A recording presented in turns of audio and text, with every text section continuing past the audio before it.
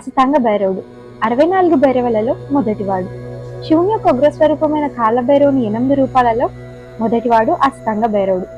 ఈయన కళలకు మరియు సృజనాత్మకతకు అధిపతి. కళలు అనగానే అది ఆర్ట్ రిలేటెడ్ అవ్వచ్చు, ఏదైనా సరే అన్ని కళలకు ఈయనే అధిపతి అన్నమాట. ఈయన బ్రాహ్మీమాతతో కలిసి తూర్పు దిశను రక్షణ కల్పిస్తూ ఉంటారు. బ్రాహ్మీమాత అంటే ఎవరో కాదు, సరస్వతి మాత యొక్క స్వరూపం. ఈయన తెల్లని వర్ణంలో హంసవాహనంపై పయనిస్తూ ఉంటారన్నమాట. అలాగే కమండలం మరియు కత్తిని ధరిస్తూ ఉంటారు.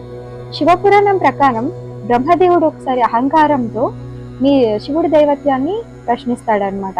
అప్పుడు శివుడు కాలభైరవుని సృష్టిస్తాడు. ఆ కాలభైరవుడి నుంచి ఉద్భవించిన 8 భైరవులలో మొదటివాడే ఈ అసితాంగ భైరవుడు.